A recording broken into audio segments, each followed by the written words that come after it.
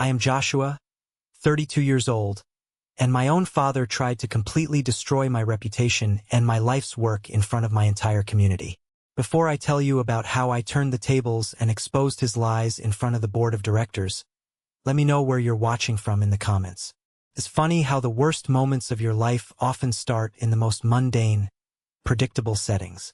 The community hall that night smelled exactly like it had for the last 20 years.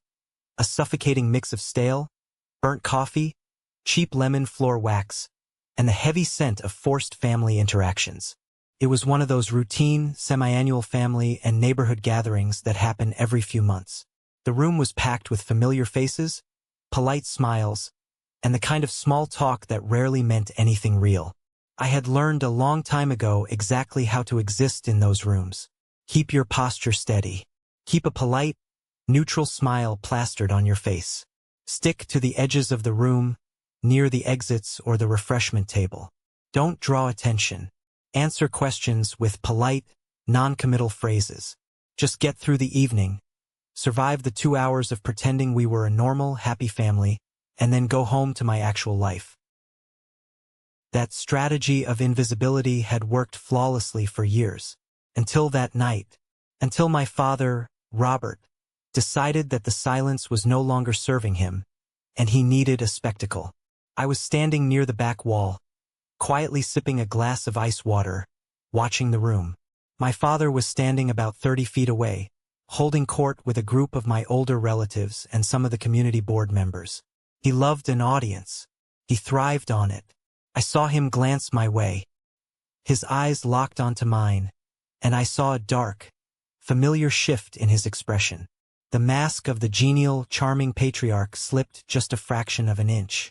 Without breaking eye contact with me, his voice suddenly rose. He didn't just speak loudly. He projected his voice from his chest, carrying it over the hum of 50 different conversations. "You'll never amount to anything, Joshua." The room went completely, devastatingly still. It was like someone had pulled the plug on the building's power. You could actually feel the shift in the air pressure instantly. Conversations died mid-sentence, the words hanging awkwardly in the quiet. Someone dropped a plastic fork, and it sounded like a gunshot. People shifted uncomfortably, staring at the scuffed linoleum floor or suddenly pretending to check their phones. My father didn't soften his tone. He didn't look away, and he didn't try to play it off as a joke. He stood there, chest puffed out, waiting for my reaction. He meant every single word, and he wanted everyone in that hall to hear it. He wanted to break me publicly. Standing right next to him was my older brother, Dylan. Dylan, the golden child. Dylan, who had never done a wrong thing in his life according to my parents. I could see Dylan's shoulders relax, and a faint, almost imperceptible smirk played on the corner of his lips. He was enjoying this. He was feeding off my humiliation. I felt the heat rise in the back of my neck, that familiar, burning sting of public humiliation that my father loved to inflict whenever he felt he was losing control over me. My heart hammered against my ribs. Every instinct in my body screamed at me to defend myself, to shout back, to list my accomplishments, to tear him down right there in front of his precious audience. But I didn't. I didn't argue. I didn't shout. I didn't give them the emotional explosion, the messy breakdown they were so desperately waiting for. I took a slow, deep breath. I let the silence stretch out, letting the sheer awkwardness of my father's outburst hang around his own neck. I looked directly into his eyes, let a small, calm smile cross my face, and said softly, but clearly enough for the front row to hear, "Maybe you're right." I didn't wait for his response. I set my plastic cup down on the nearest folding table. I reached into my pocket, my fingers wrapping around the cold metal of my keys, and I walked straight toward the double doors. I didn't storm out. I didn't slam the doors behind me. No drama. No tears. Just absolute, impenetrable silence. The cool, crisp night air hit my face the second I stepped out of the building. I walked across the gravel parking lot, the sound of my footsteps the only noise in the quiet night. I unlocked my black Porsche 911. I got in, sinking into the cold leather seat, and gripped the steering wheel. My knuckles were white, and my jaw was aching from how hard I was clenching my teeth, but my breathing remained steady. I inserted the key, started the engine, and the deep, throaty roar of the exhaust broke the quiet of the parking lot. I put it in gear and drove away. I never once looked in the rearview mirror. I drove around the city for an hour, letting the speed and the hum of the engine calm my nerves. I thought that was the end of it. I thought it was just another toxic family night I had successfully escaped, another boundary I had maintained. But the real damage didn't happen in that brightly lit room. It happened in the shadows, long after I had left. Hours later, I was sitting alone in my dark living room, staring at the city lights through my window. The house was dead quiet. Suddenly, my phone buzzed violently against the glass coffee table. It was a text message from my Uncle John. Uncle John usually kept his head down and stayed out of family politics, so a late-night text from him was rare. There were just 3 short sentences on the screen.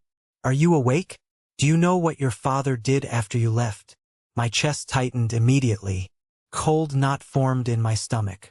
I picked up the phone, my thumb hovering over the screen, and I typed back a single word. "What?" The 3 gray typing dots appeared on the screen. They danced, disappeared, and reappeared, as if Uncle John was pacing his kitchen, struggling to figure out how to say what he needed to say. When his next message finally came through, it set off a chain of events that would pull back the curtain on decades of lies and change my life forever. To truly understand the gravity of what my father did that night, you have to understand how a man like Robert operates. My father is not a man who throws physical punches. He doesn't break dishes when he's angry, and he rarely raises his voice. He is a covert operator, a maestro of manipulation.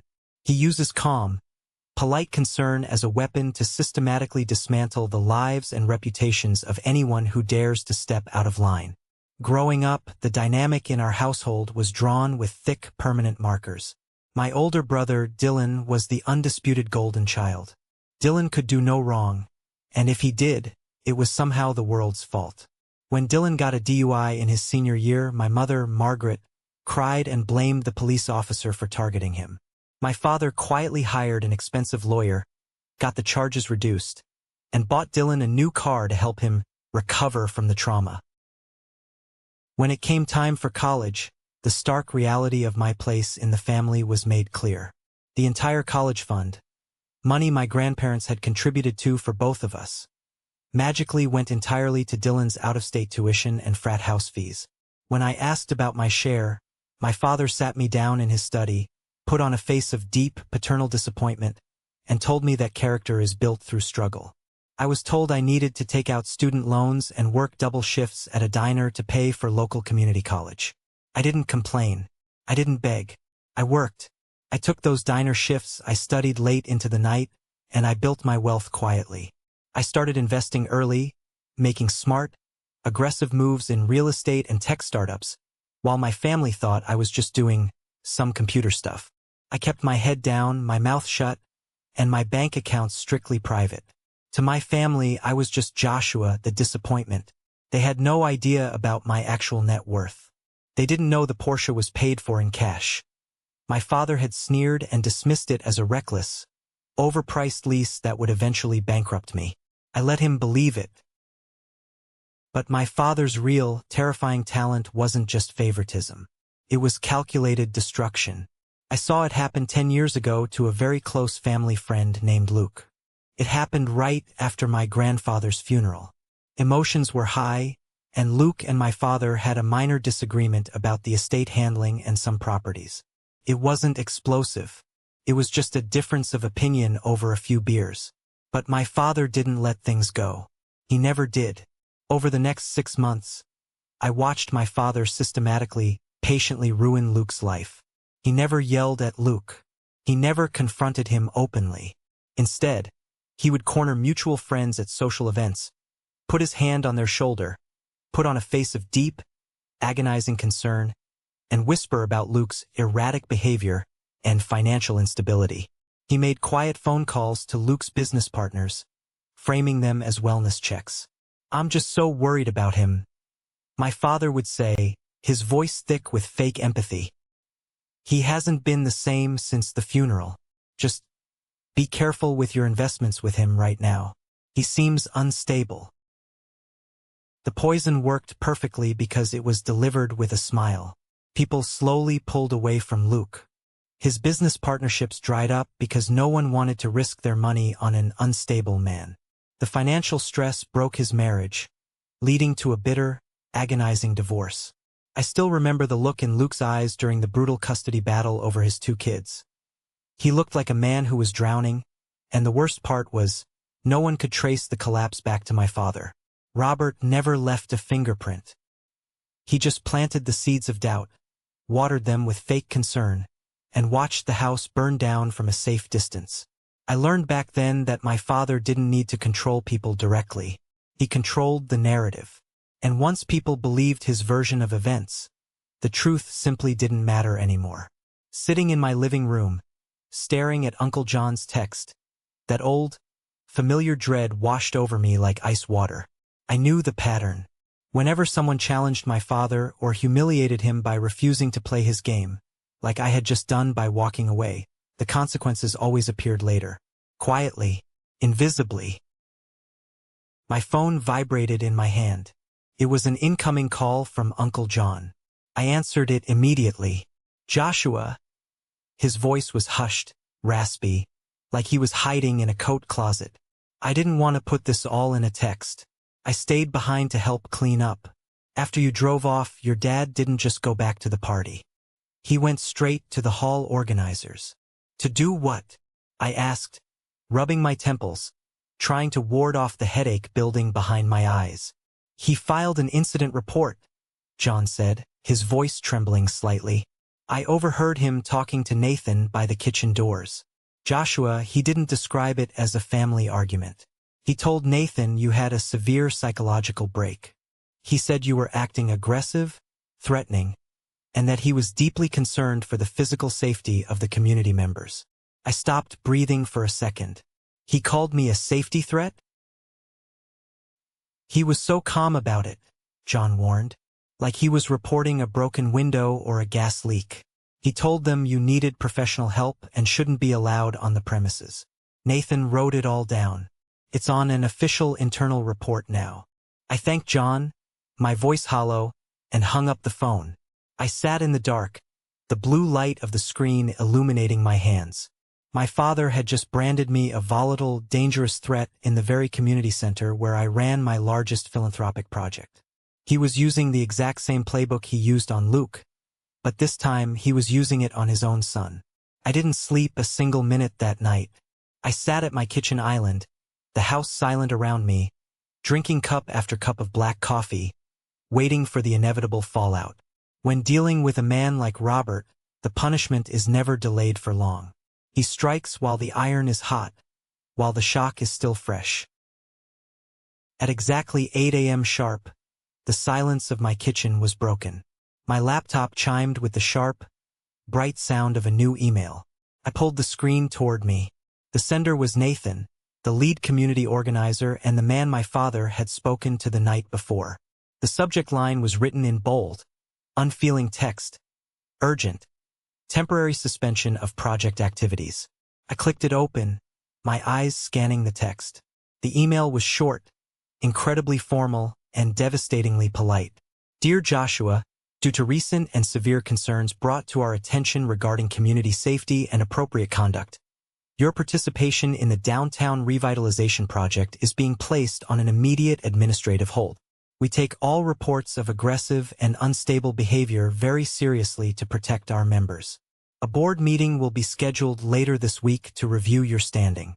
Until then, please do not access the facility or contact project volunteers. Regards, Nathan." That was it. That was the whole message. No request for my side of the story. No benefit of the doubt for the 2 years of flawless work I had put in. Just a cold, hard pause that quietly erased an opportunity one had spent countless hours building from the ground up. I slowly closed the laptop. My chest felt incredibly heavy, a physical weight pressing down on my lungs, but strangely, my mind was incredibly clear. My father had calculated this perfectly. He knew exactly how much the downtown revitalization project meant to me. It was my passion project, my way of giving back to the city, of building a legacy completely outside of his suffocating shadow. And with a single 5-minute, calmly spoken conversation, he had weaponized the system against me. Before I could even process my next move, my phone buzzed again.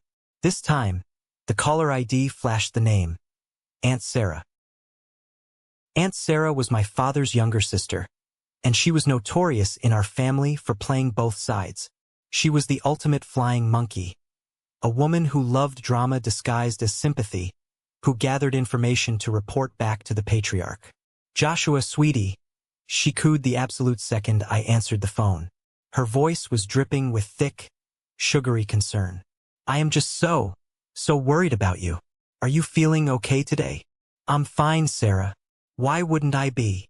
I asked, keeping my tone perfectly flat and giving her absolutely nothing to work with. "Well, your father called me first thing this morning." She sighed heavily, laying it on thick. "He is just sick with worry over you. He said you had a terrible, frightening outburst last night. And, well, he felt he had a moral obligation to protect the project. He even called Carter on the executive board this morning to give him a heads up about your mental state." I froze. The coffee in my stomach turned to acid. Carter. Carter was a rival board member who had always hated my influence in the community project. He was a ruthless corporate climber who desperately wanted total control over the project's massive budget so he could secure his own promotion within the city council. If my father had called Carter directly, this wasn't just a minor incident report anymore. This wasn't just my dad being petty. This was a targeted, strategic assassination of my character. "He called Carter?" I asked, forcing my voice to remain perfectly steady, not letting her hear the spike of adrenaline in my blood. "Only out of love, Joshua," Sarah defended quickly, sensing the shift in my tone. "He just thinks you need professional help before you completely ruin your career and embarrass the family further." "Thanks for the update, Sarah," I said, and ended the call before she could say another word. I stood up, walked over to the large bay window, and looked out at my driveway.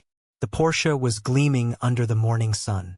I had bought that car with money I earned through brutal hard work, sleepless nights, and smart decisions. The moment I walked through the glass double doors of the office, I could feel the atmosphere shift. It was instantly thick, suffocating. Conversations stopped abruptly. The receptionist, a woman who usually greeted me every morning with a bright smile and asked about my weekend, suddenly found her computer keyboard intensely fascinating. She wouldn't even make eye contact with me. I walked straight past the front desk, heading down the hallway toward my associate's office. Chloe had been my right hand on this project for over a year. We had spent countless late nights going over blueprints, arguing over budget allocations, and securing permits. I trusted her. I considered her a genuine friend. Her office door was wide open. She was frantically packing files into a leather briefcase, her movements jerky and nervous. "Chloe," I said, stepping into the doorway. She jumped, gasping softly, her eyes darting nervously past me toward the open hallway. "Joshua, oh my God, you really shouldn't be here." "I got Nathan's email," I said, keeping my voice low and steady. "I need you to forward me the budget projections and the vendor contracts for the Friday review so I can prepare a defense for the board." Chloe wouldn't look me in the eye. She grabbed a stack of manila folders, hugged them tightly to her chest like a shield, and backed away from her desk. "I can't do that, Josh. I really can't. Carter just had a closed-door meeting with me. He's taking over as interim director, effective immediately. He said if I share any internal documents with a suspended member, my salary will be docked, and I can completely forget about my promotion next quarter." "Chloe, look at me," I said, stepping closer, trying to find the friend I knew. "You know me. You know I've never been aggressive a single day in my life. You know my family dynamics. You know this is a setup to push me out." "I don't know anything," she snapped, her voice trembling. finally looking up at me with panicked eyes. I just know what Carter told me. Your dad called him, Josh. Your own dad. Why would a father lie about his own son being dangerous and unstable? I have a mortgage to pay. I have a kid in school. I can't be associated with a liability right now. I'm sorry. She pushed past me, keeping her head down, and hurried down the hall. I stood there in her empty office, taking in the bitter, stinging reality of fair-weather loyalty. When the wind blows hard enough, people will always protect their own shelter first.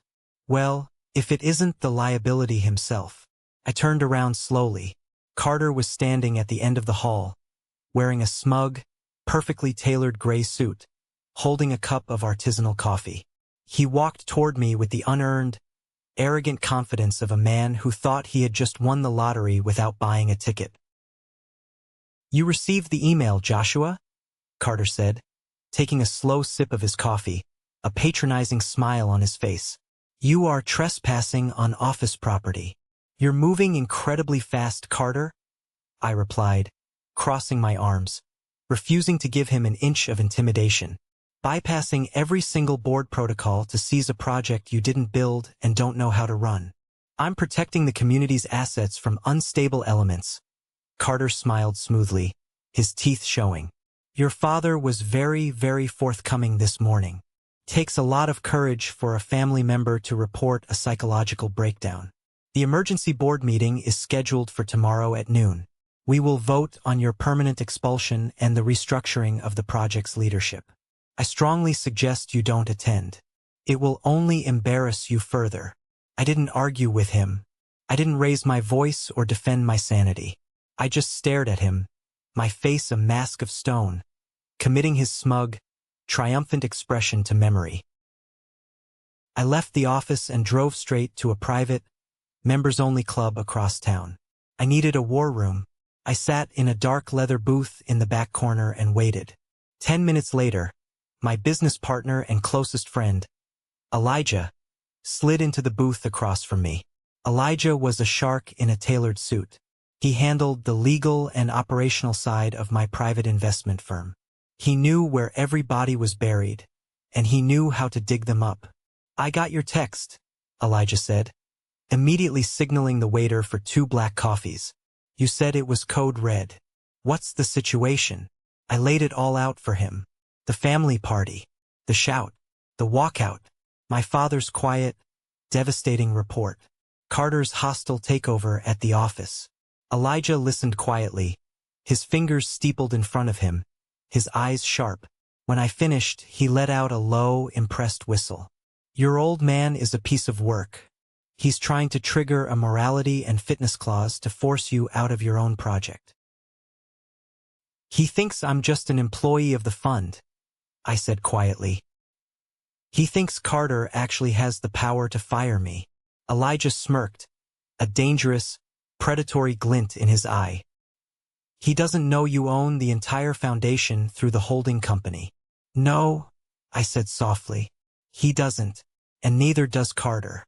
But before we drop that bomb and nuke their entire reality, I need to know exactly what happened after I left that hall last night.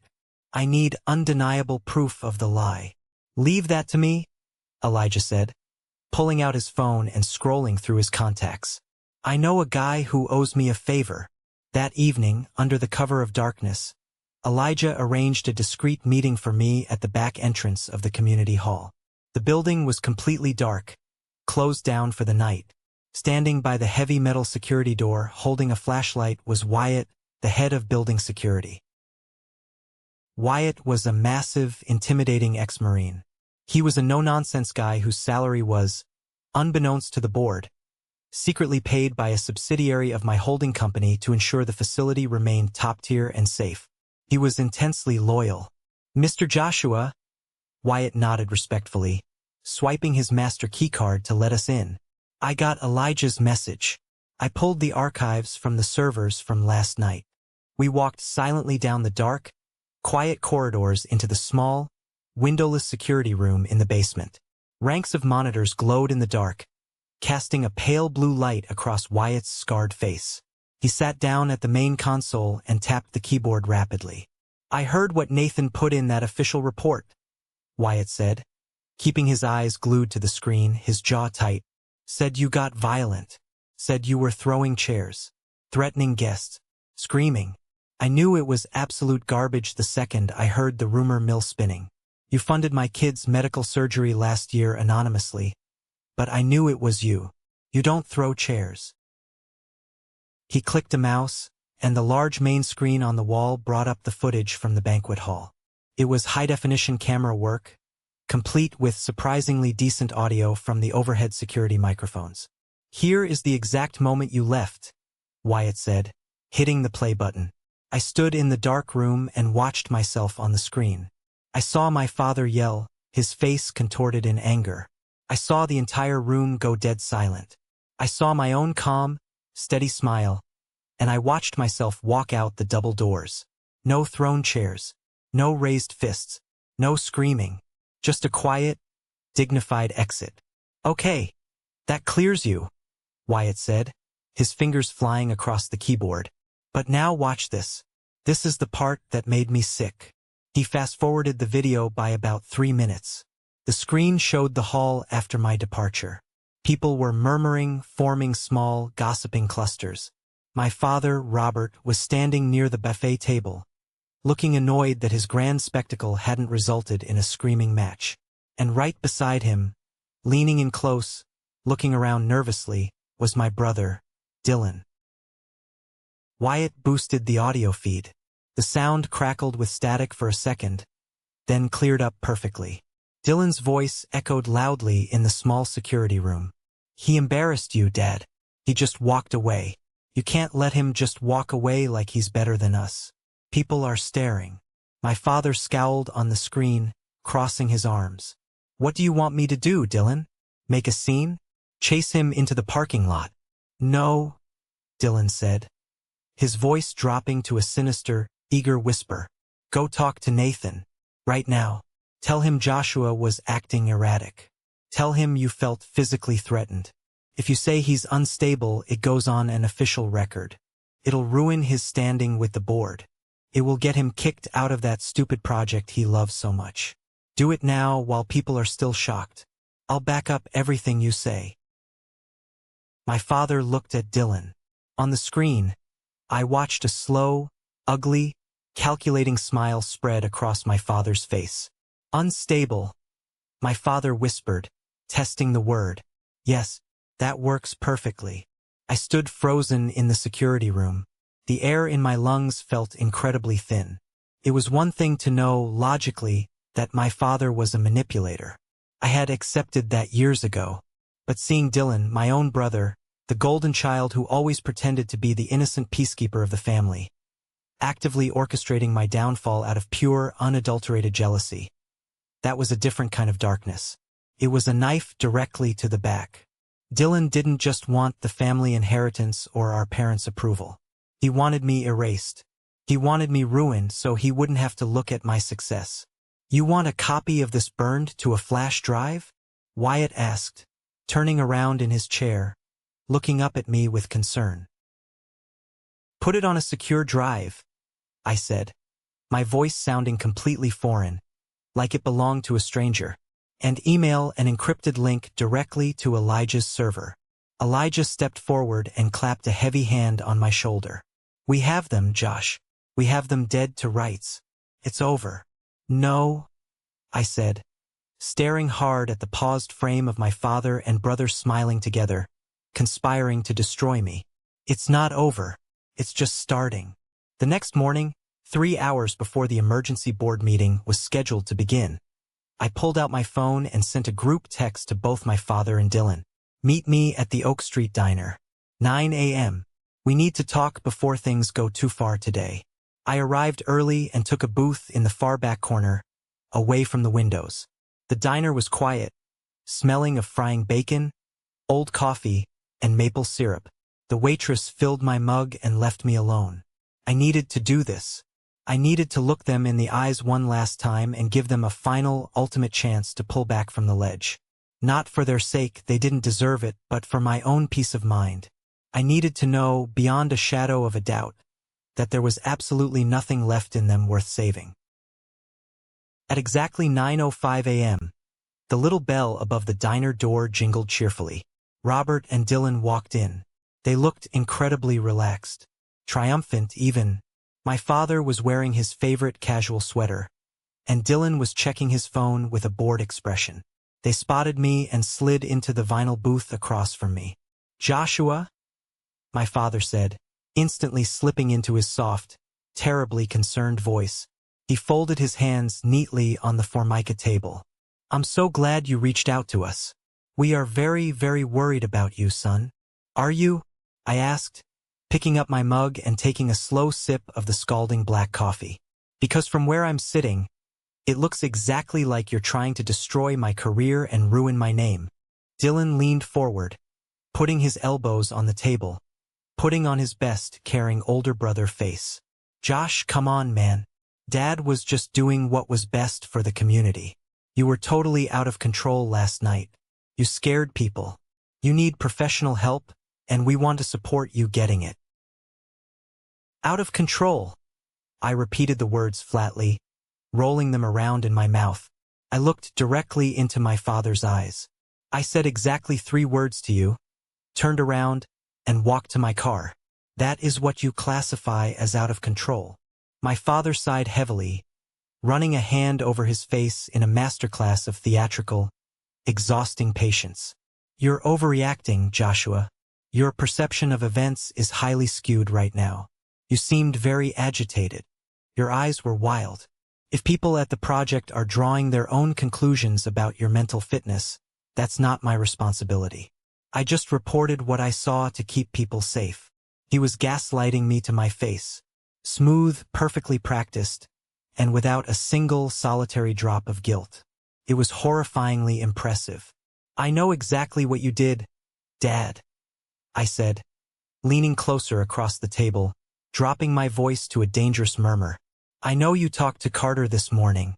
I know you're trying to use my project as leverage to humiliate me publicly. I'm giving you both one chance. One final opportunity. Call Nathan right now. Retract the statement before the noon meeting, and we walk away from this table, and from each other peacefully." Dylan scoffed loudly, rolling his eyes. "Or what, Josh? You'll throw another tantrum? You're embarrassing the family name. If you just step down quietly today, take a leave of absence, let Carter handle things, maybe Dad will help you pay for some therapy out of the family trust." I looked at Dylan. He wasn't trying to help. He was actively trying to establish absolute dominance. He wanted me broken, humiliated, and financially dependent, just like the rest of the family. He wanted to secure his spot as the sole heir, making absolutely sure I never outshined him again. "Family issues should stay private, Joshua," Dylan added, his tone hardening from fake concern to a genuine threat. "Don't go to that meeting today. Don't make a fool of yourself. Let Carter take over. It's for the best. Private." That word hit me harder than anything else. In our deeply dysfunctional family, private meant silence. Private meant obedience. Private meant letting them abuse you in the dark, letting them tear you apart piece by piece, so they could look like perfect saints in the light of day. I looked at my father's smug, completely unbothered face. I looked at Dylan's arrogant sneer, and in that exact moment, the very last, fraying thread of familial obligation inside my chest simply snapped. I didn't feel angry anymore. I felt incredibly light. I felt free.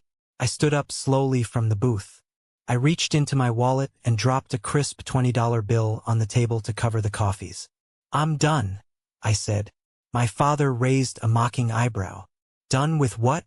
"Breakfast." "Done with you?" I said softly, looking at them like they were strangers I had just met. "No more holidays. No more phone calls.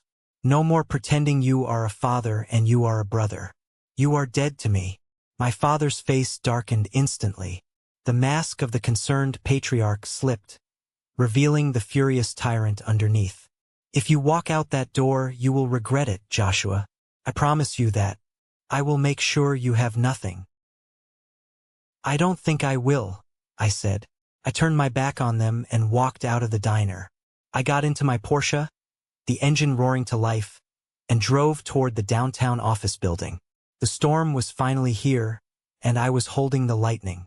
The main conference room at the downtown revitalization project was a massive, intimidating space enclosed in floor-to-ceiling glass, overlooking the bustling city square below. When I pushed the heavy oak double doors open at exactly 11:55 a.m., 5 minutes before the meeting was scheduled to start, the room fell dead silent. 12 board members were seated around the massive mahogany table. Carter sat right at the head of the table, leaning back in his leather chair, looking incredibly pleased with himself. Nathan sat to his right, nervously shuffling a thick stack of papers. Chloe sat nervously in the corner, tasked with taking the official minutes, aggressively refusing to look up from her glowing laptop screen. But the real kicker, the detail that made my blood run cold, was the 2 guest chairs positioned against the back wall. My father and Dylan were sitting there. They had come to watch the execution live. They wanted front row seats to my destruction. "Joshua," Carter barked, his voice dripping with false authority as he stood up, "you were explicitly instructed in writing not to attend this meeting. This is a closed executive session regarding your disciplinary action and removal." I didn't stop walking. I didn't acknowledge him. I moved calmly to the empty chair at the opposite end of the long table and stood quietly behind it, resting my hands on the leather back. "I have a right to face my accusers, Carter," I said, my voice echoing loudly in the large, tense room. I looked past him directly at my father. "Isn't that right, Robert? Or do you only whisper your poison behind closed doors?" My father immediately stood up, placing a hand dramatically on his chest. He looked around the table at the board members with wide, mournful eyes. "Please, everyone, see for yourselves. He's hostile. He's confrontational. I only came today because I feared for your safety. He needs a psychiatric intervention, not a seat at this executive table." Several board members murmured in agreement, nodding sympathetically at my father. Carter picked up a wooden gavel and slammed it down on a coaster. "That is enough," Carter declared, his chest puffed out. "Based on the credible eyewitness report from your own family and your blatant disregard for protocol today, I am calling for an immediate board vote to permanently expel Joshua from the project and officially strip him of his title as lead coordinator." "You can't do that," a voice boomed from the open doorway. Every head in the room turned. Standing in the entrance was Matthew, the billionaire CEO of the Horizon Trust, the massive philanthropic fund that bankrolled our entire community project. He was a towering, terrifying figure in the financial world. Flanking him was Christian, the most ruthless, expensive corporate lawyer in the city, holding a thick leather briefcase. And right behind them stood Wyatt, the security chief, carrying a laptop under his arm. Carter stood up so fast his chair rolled backward and hit the wall. "Matthew, sir, we didn't expect you. We are just handling a minor internal personnel issue. It's nothing to concern you. You are handling an illegal coup, Carter," Matthew said coldly, his voice slicing through the room as he walked in. Christian the lawyer moved swiftly to the front of the room and unclasped his briefcase with a loud click.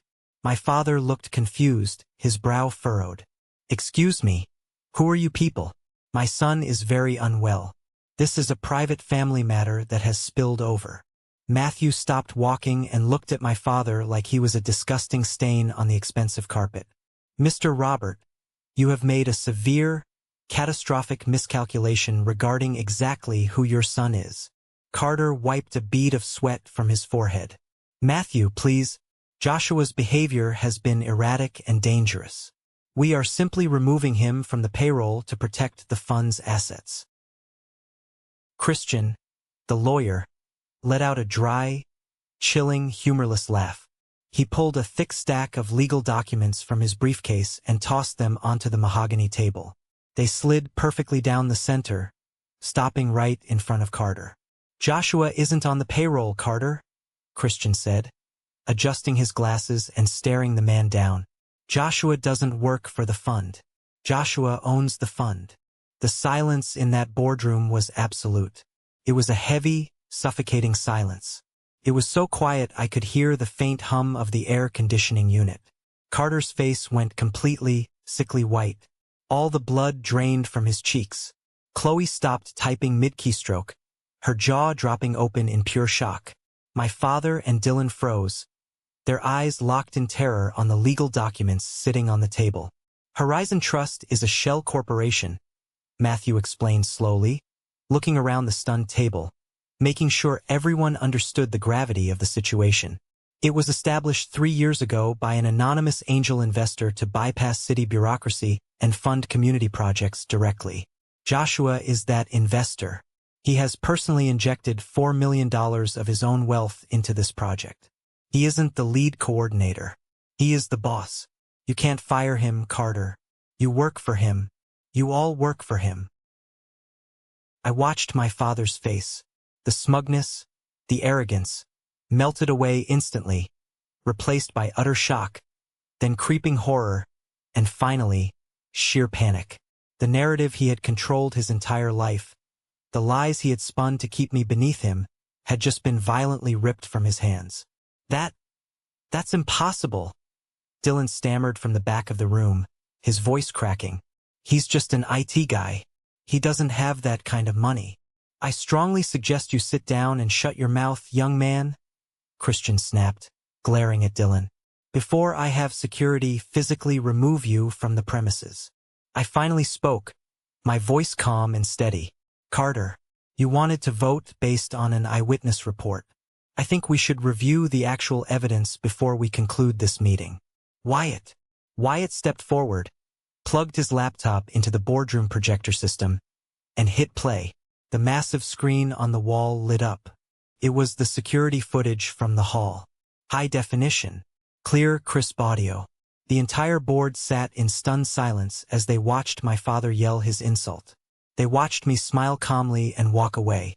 They watched the absolute truth. Then the footage skipped forward. The audio crackled, and Dylan's treacherous voice filled the boardroom. Go talk to Nathan. Tell him Joshua was acting erratic. If you say he's unstable, it goes on record. It'll ruin his standing. I'll back up everything you say.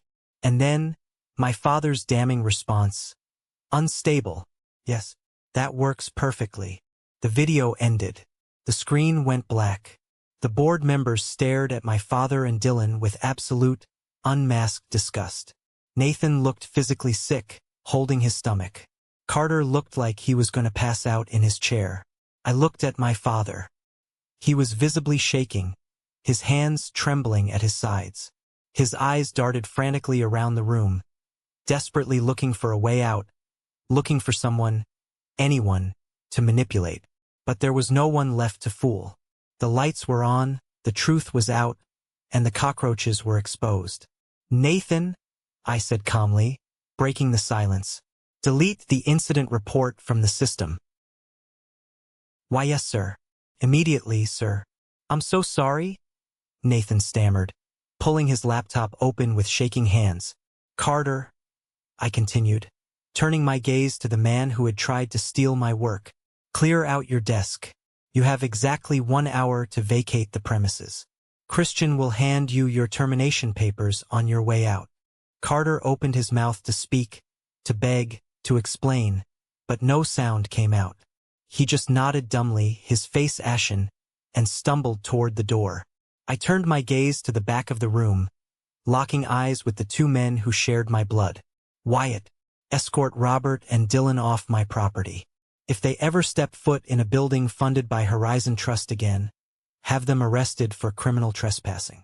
My father took a step forward, reaching a trembling hand out toward me. Joshua, please, son, let's talk about this. I'm not your son, I said, my voice echoing with crushing finality. I'm done. Get out. The fallout was immediate, brutal, and spectacular. As Wyatt roughly escorted my father and Dylan out of the glass doors, the boardroom erupted into chaos. Nathan rushed over to me, practically tripping over his own feet in his desperation. Joshua, Mr. Joshua, I am so deeply sorry. I swear to you I was lied to. I just followed standard safety protocol, I swear. I never actually believed it. Save it, Nathan? I said, calmly packing up the legal folders and sliding them back toward Christian. You didn't ask me for my side of the story. You didn't investigate. You just blindly pulled the trigger because it was the easy thing to do. You're on strict probation for the next 6 months. One more mistake, one more lack of judgment, and you're gone. I walked out of the boardroom, leaving the remaining members in stunned silence. Chloe was waiting for me in the hallway, looking completely desperate, tears streaming down her face. Josh! Oh my God, Josh, I had absolutely no idea, she cried, reaching out to grab my arm. Carter threatened my salary. He told me I'd be fired. You know, I always supported you, right? We're a team. We built this together. I stopped. I looked down at her hand clutching my sleeve. Then I looked up at her tear-stained face. You protected yourself, Chloe. You panicked, and you threw me under the bus to save your own skin. I get it. Survival instinct. But do not stand here and pretend we're a team. A team stands together when things get hard. Go back to your desk. I walked past her, ignoring her sobs, and took the private executive elevator down to the underground parking garage. The intense rush of adrenaline was slowly leaving my system, leaving behind a deep, profound sense of quiet. The war was finally over. I had cut the toxic infection out of my life permanently. When the elevator doors opened into the dim, concrete garage, I saw them. My father and Dylan were standing right next to my Porsche. Wyatt was standing a few feet away, arms crossed over his massive chest, making sure they didn't touch the car. Dylan saw me walking toward them and immediately stepped forward, his hands raised in a frantic gesture of surrender. Josh, wait. Man, please wait. Dylan pleaded, his voice cracking loudly. He looked terrified. The arrogant golden boy was completely gone. You have to understand, Dad made me say those things. He manipulated me into it. You know exactly how he is. He's sick. He threatened to cut me out of the inheritance if I didn't help him frame you. It wasn't my idea, Josh. I swear to God. I stopped in my tracks. I looked at my brother. Here he was, the golden child, throwing our father directly under the bus without a second thought, desperately trying to save his own skin now that he knew I was the one with the real money and power. My father stood behind him, his shoulders slumped. He looked older, smaller, and more pathetic than he ever had in his entire life. The look of pure betrayal on Robert's face as he listened to his favorite son eagerly sell him out was almost poetic. It was the perfect, bitter harvest of the seeds he had planted his whole life. You did it to yourself, Dylan, I said, clicking my keys and unlocking the car with a sharp chirp. Josh, please. I'm your brother. You're a millionaire, man. You can't just cut me off. I need help with my mortgage. Dad is broke. He can't help me. I opened the heavy door to the Porsche. I looked at both of them, two men who had spent my entire life trying to make me feel small. You two deserve exactly what you have, I said. Each other. I slid into the driver's seat, pulled the door shut, and started the engine. I didn't look at them as I put the car in gear, drove out of the dark garage, and pulled into the bright, warm sunlight. The human ego is an incredibly fragile structure. When you spend your entire adult life building your reputation on a foundation of lies, subtle manipulation, and stolen credit, it only takes one pulled thread to bring the whole massive house of cards crashing down. For my father, Robert, and my older brother, Dylan, that singular thread was pulled in a glass-walled conference room overlooking the city square. And the resulting collapse was nothing short of spectacular. A full month passed since the day I walked out of that underground concrete parking garage, leaving the two of them standing next to my Porsche in absolute, stunned silence. During those 30 days, I did exactly what I promised myself I would do in that diner. I cut them off completely. I blocked their cell phone numbers. I routed their emails directly to a trash folder. I formally instructed Wyatt and the entire security team at my downtown office building to deny them entry under any circumstances, threatening trespassing charges if they ever stepped foot on the property. I didn't want revenge in the traditional cinematic sense. I didn't want to drive to my father's house, kick his front door open, and scream at him until my throat bled. I didn't want to actively ruin them. I just wanted them completely out of my atmosphere. I wanted to breathe clean air again. But silence has a strange, incredibly powerful effect on a community. Without me reacting publicly, without a convenient target for my father to project his false narrative onto, all the attention in our neighborhood slowly and inevitably shifted back onto him. The news of what exactly happened at the Downtown Revitalization Project board meeting leaked. It always does. You simply cannot have the billionaire CEO of the Horizon Trust and a top-tier corporate lawyer walk into a community center, declare a hostile boardroom takeover entirely illegal, fire an executive, and expect 12 board members to keep their mouths shut. People talk. Human nature dictates it. Carter, in his bitter humiliation after being escorted out of the building with his termination papers, desperately tried to spin the story to save his own dying reputation. He blamed my father. Carter told anyone who would listen that he was a victim of a vicious family dispute, that Robert had intentionally fed him false information about my mental health. Carter's pathetic excuses only served to highlight my father's malicious lies to the entire community. The people who had once respected my father, the neighbors who used to wave at him and ask for his advice on their lawns, began to ask the hard questions they should have asked years ago. Why was there no actual physical evidence of my supposed violent breakdown at the family party? Why had the incident report been filed secretly with the organizers, long after the argument ended? Why had Robert looked so genuinely eager to destroy his own son's philanthropic career? Those uncomfortable questions spread quietly through the neighborhood block parties, the local country club, and the Sunday morning coffee shops. And once that carefully crafted narrative of the perfect, caring patriarch collapsed, people started looking backward. Patterns became glaringly visible. Old, deeply buried stories suddenly surfaced in hushed conversations. The very first real domino to fall was my brother, Dylan, the golden child. 2 weeks after the explosive board meeting, I was sitting in my corner office, quietly reviewing a stack of new vendor contracts for the community fund, when my private desk phone rang. It was Elijah. "Turn on your private encrypted voicemail line right now," Elijah said, his voice laced with a dark, satisfied amusement. "You have a message from your golden brother. It seems his chickens have finally come home to roost, and they are hungry."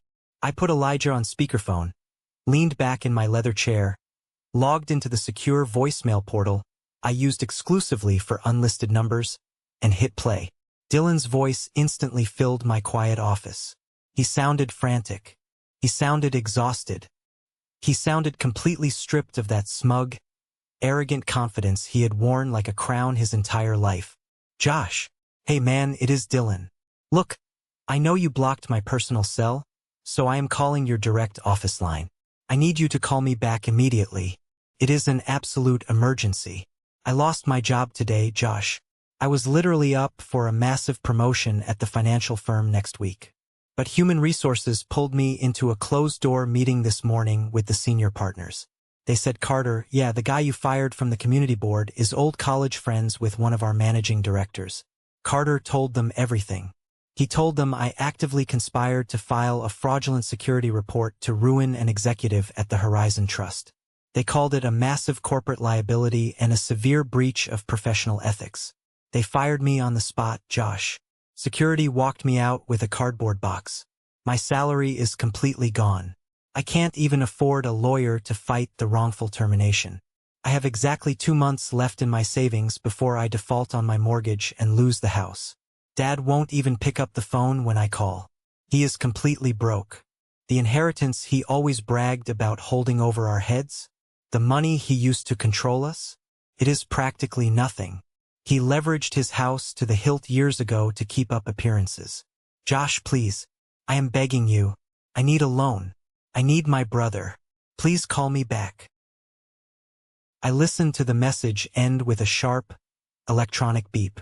I stared at the phone on my desk for a long, silent moment. Dylan had willingly, eagerly participated in a plot to completely destroy my good name. He had whispered poison into our father's ear just to secure his place as the favorite son. And now, He wanted me to open my wallet and bail him out of the direct consequences of his own treachery. Well? Elijah asked through the speakerphone, breaking the silence. Are you going to call him back and play the hero? No, I said flatly, my voice devoid of any emotion. Delete the message from the server entirely. Block this number too.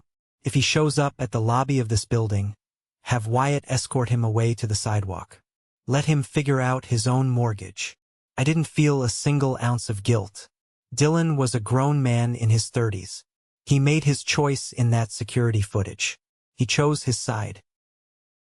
But Dylan's spectacular corporate firing was just a localized tremor. The real earthquake, the event that finally shattered my father's standing in the community forever, happened a week later at the monthly city council ward meeting. The ward meetings were usually incredibly boring, tedious affairs held in the local high school gymnasium. They dealt with mundane issues like commercial zoning laws, pothole repairs, and neighborhood watch schedules. My father always, without fail, attended these meetings. He loved to sit right in the front row, wearing a tailored tweed jacket, nodding thoughtfully at the speakers, and acting like the unofficial, highly respected mayor of the neighborhood. He went to this particular meeting hoping to project an image of calm stability. He was desperately hoping to prove that the nasty rumors swirling about him were just vicious, unfounded gossip. I wasn't there to witness it, but Uncle John was sitting 3 rows back, and he called me that night to give me a minute-by-minute breakdown of the absolute massacre that occurred on that gymnasium floor. During the open public comment section, where citizens could address the council, a man stood up from the back bleachers and walked slowly to the microphone standing in the center aisle. It was Luke. Luke was the close family friend my father had systematically, ruthlessly destroyed 10 years ago. The man who lost his thriving small business, suffered a brutal divorce, and endured a nightmare custody battle over his children. All because my father had decided to spread toxic whispers about his mental stability after a minor, meaningless disagreement at a funeral. Luke looked older now. His hair was completely gray, and the lines on his face told a story of a decade of hard, unfair struggle. But he stood tall. He gripped the microphone stand with both hands, looked directly down at the front row where my father was sitting, and cleared his throat. The squeaky wooden floor of the gymnasium went completely quiet. My name is Luke, he started, his voice steady, echoing loudly off the folded bleachers. Most of you in this room know me, or at least you used to. Some of you stopped talking to me a decade ago. I am here tonight because the truth has a very funny way of demanding the light, even if it takes 10 long years to finally get there. Uncle John said my father physically stiffened in his metal folding chair. He tried to put on his usual, practiced mask of polite confusion, looking around the room as if to say, "Is this guy crazy?" But his hands were gripping his knees so hard his knuckles were stark white. 10 years ago, right after my father's funeral, I had a disagreement with Robert, Luke continued, lifting a hand and pointing a finger directly at my father's face. A week later, rumors started spreading through this very neighborhood that I was unstable, that I was a massive financial risk. Those rumors, started by that man sitting right there, cost me my livelihood. They cost me my marriage. They cost me the college fund I had saved for my kids. I spent years thinking it was just bad luck. But recently, a story came out about Robert trying to do the exact same thing to his own flesh and blood at the downtown revitalization project. He used the exact same words on his son. He filed a fake report calling his own boy a safety threat, just because his son walked away from an argument. It was a playbook. A loud, collective murmur rolled through the crowded gymnasium. People actively turned in their metal seats to stare directly at Robert. My father jumped up from his chair. He tried to use his deep, calm, authoritative voice, the primary weapon he had wielded so effectively to control people for decades. "Excuse me, Mr. Chairman," my father called out to the council members sitting on the stage. "This is highly inappropriate. This man is clearly still holding onto old grievances and is disrupting a civil community meeting with baseless slander. I ask that he be removed." "It is not slander if there is video evidence of you doing it, Robert," a woman shouted from the back bleachers. It was Aunt Sarah. The ultimate fair-weather friend, the woman who had called me to feign sympathy while secretly feeding information to my father, had officially switched sides to survive the social fallout. She was throwing him to the wolves to save her own reputation. Luke didn't back down an inch. He stepped away from the microphone and walked closer to the front row, looking down at my father. You operate in the shadows, Robert. You smile in people's faces, you pretend to care about them, and you slit their throats when they turn around. You are a coward. You destroyed my life because of a bruised ego, and you tried to destroy Joshua's life out of pure, bitter jealousy because he became twice the man you ever were. But your son was stronger than you. He beat you at your own game, and now, everyone in this entire room knows exactly what you are. My father stood there, breathing heavily. He looked around the gymnasium.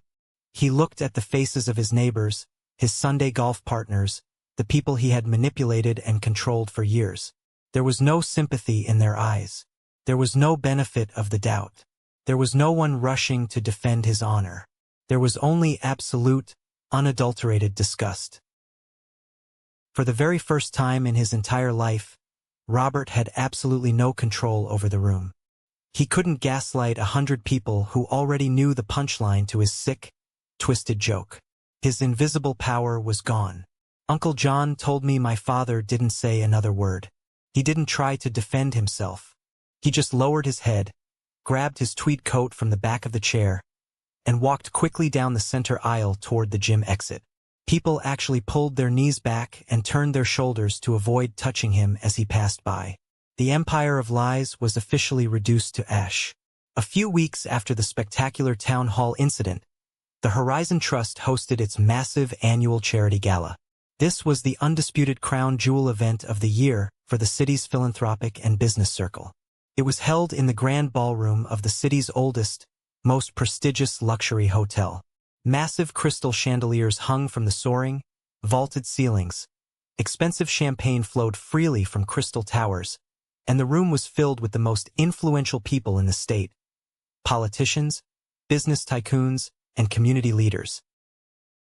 For the first 3 years of the fund's existence, I had attended this gala strictly anonymously.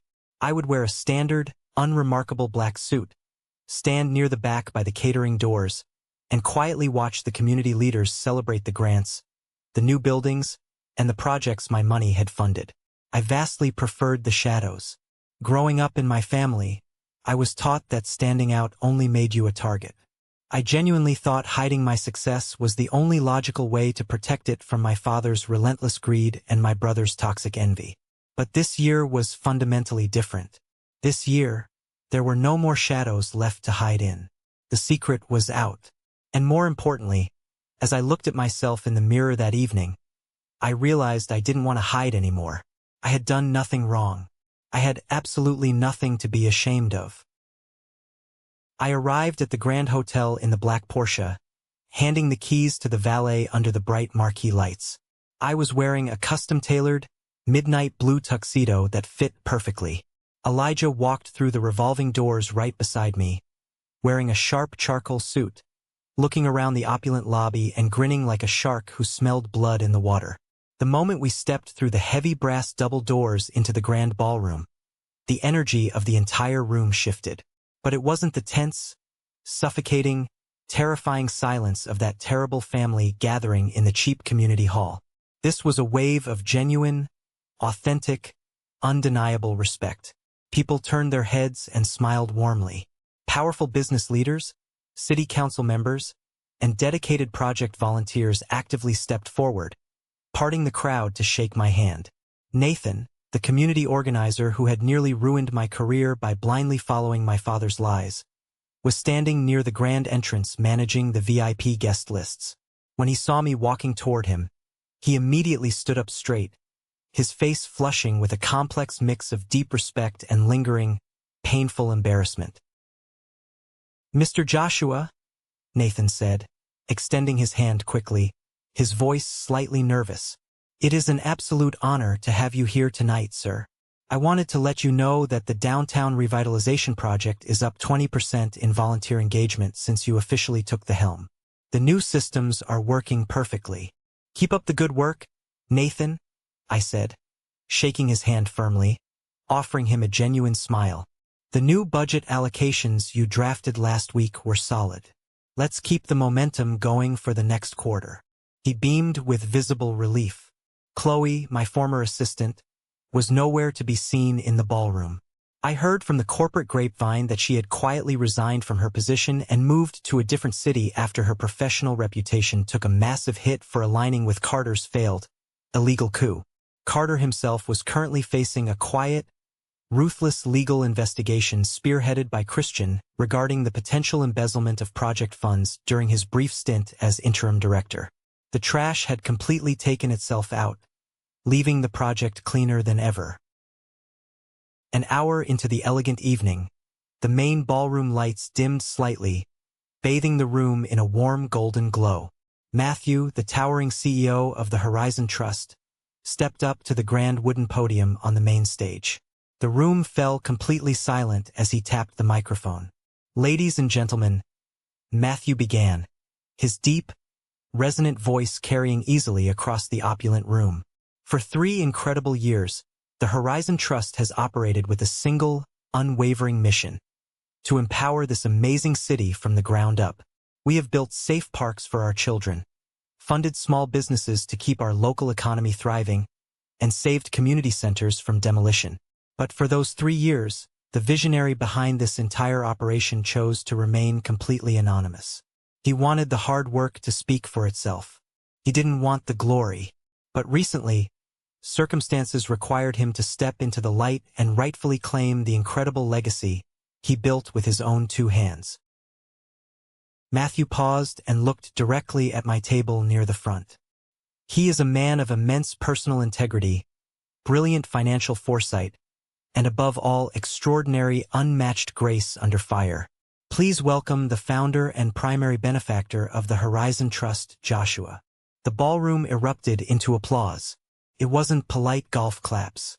It was genuine, thunderous, standing-room-only applause. I stood up, buttoned my tuxedo jacket, and walked confidently toward the stage. I didn't feel the paralyzing, suffocating anxiety I used to feel whenever my father forced his critical attention on me. I felt grounded. I felt incredibly present in my own body. I took the podium, adjusted the microphone, and looked out over the sea of smiling faces. "Thank you, Matthew," I said, my voice steady, clear, and echoing perfectly. When I started this fund 3 years ago, I wanted to prove something to myself. I wanted to prove that you don't need to tear other people down to build something monumental. I wanted to prove that true power doesn't live in manipulation, or deceit, or making others feel small. True power lives in the quiet, consistent, daily work of building a foundation so strong, so deeply rooted in truth, that no amount of wind and no amount of lies can ever blow it down. I paused, looking across the room, letting the weight of the words sink in. There are people in this world who will look you in the eye and try to convince you that you will never amount to anything. They will try to project their own bitter failures, their own deep insecurities, and their own profound sadness onto you. But their words only have power if you accept them as your truth. I chose to build my own truth. And looking around this magnificent room tonight, looking at the vibrant community we have strengthened together, I know beyond a shadow of a doubt that I made the right choice. Thank you all for believing in the work. The applause that followed was deafening.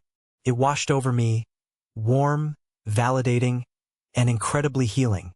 I shook Matthew's hand firmly and walked off the stage, feeling a profound, heavy sense of absolute closure settling into my bones. As I made my way back to my table, navigating slowly through the dense crowd of well-wishers and handshakes, I stopped near the heavy velvet curtains that led to the dimly lit coat check hallway.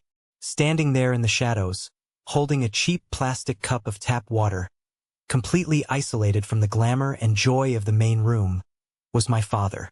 I honestly don't know how he got in. He must have purchased a general admission ticket online under a fake name, desperately wanting to be in the exact same room as the wealth, power, and status he had craved so deeply his entire life. He looked absolutely terrible. He had aged 10 years in a single stressful month. His posture, usually so rigid, proud, and commanding, was deeply slumped. The expensive suit he wore looked slightly too big for him now, hanging loosely on his thinning frame. The confident, terrifying patriarch of my childhood was completely gone. In his place was just a sad, bitter, broken old man who had successfully alienated every single person who had ever loved him. He saw me looking at him. His eyes widened slightly in the dim light. He took a hesitant, trembling step forward, his mouth opening. I could see the desperate, calculating gears turning in his head. He was looking for an angle. He was hoping for an argument, a confrontation, a screaming match, anything that would give him an ounce of relevance in my life again. He wanted me to yell at him so he could play the tragic victim to whoever was walking by. He wanted me to pity him so he could find a crack in my armor and crawl his way back into my bank accounts. I stood there in the hallway for exactly 3 seconds. I looked at the man who had tormented my childhood, who had stolen my college fund to give to his golden child, who had empowered my brother's cruelty, and who had actively, maliciously tried to destroy my adult life and my reputation. I waited for the burning anger to rise in my chest. I waited for the bitter resentment. I waited for that old, familiar childhood fear. But there was nothing, absolutely nothing. I felt an overwhelming, peaceful wave of pure, unadulterated indifference. He was a complete stranger to me now, a ghost from a past life that no longer held any legal or emotional jurisdiction over my reality. I didn't smile at him. I didn't frown. I didn't say a single solitary word. I simply looked right through him as if he were made of glass, turned my body, and walked back into the bright light of the ballroom to join my friends. I didn't look back. I didn't need to. The silence said everything that ever needed to be said. And this time it was my silence. The drive home that night was, without a doubt, the most peaceful, liberating drive of my entire life. I had the windows of the Porsche rolled down halfway, letting the cool, crisp midnight air rush into the quiet cabin. The towering city lights blurred into beautiful streaks of gold and red as I navigated the empty downtown streets. The deep, powerful hum of the engine was a comforting, steady rumble beneath me. I gripped the leather steering wheel, feeling the physical, undeniable reality of the incredible life I had built with my own hands. I thought about the long, painful journey that had brought me to this exact moment in time. For the vast majority of my life, I genuinely believed that my silence was a glaring sign of weakness. Every single time my father belittled my achievements, every time Dylan took credit for my ideas, every time my mother turned a blind eye to the emotional abuse happening right in front of her, I stayed quiet. I swallowed the burning injustice because I thought fighting back meant I had to play their twisted game. I thought if I didn't scream and shout and demand the respect I was owed, it meant I was a coward. I used to lay awake late at night, staring at the ceiling, running fake arguments in my head. I would imagine the perfect, devastating comeback that would finally make my father stop in his tracks and respect me. I wanted to force him to see my worth. I wanted to force him to love me the way a father should. But as I drove through the quiet city, I realized that was a dangerous trap. You cannot force a toxic person to respect you, because their lack of respect has absolutely nothing to do with your actual value, and everything to do with their own deep, unfixable brokenness.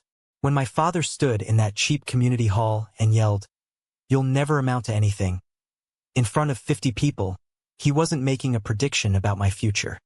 He was making a desperate, pathetic confession about his own deep-seated terror. He was terrified that I would outgrow him. He was terrified that I didn't need his money, his approval, or his permission to succeed. When I looked at him that night, smiled calmly, and said, "Maybe you're right," I wasn't surrendering to his abuse. I was stepping off the battlefield entirely.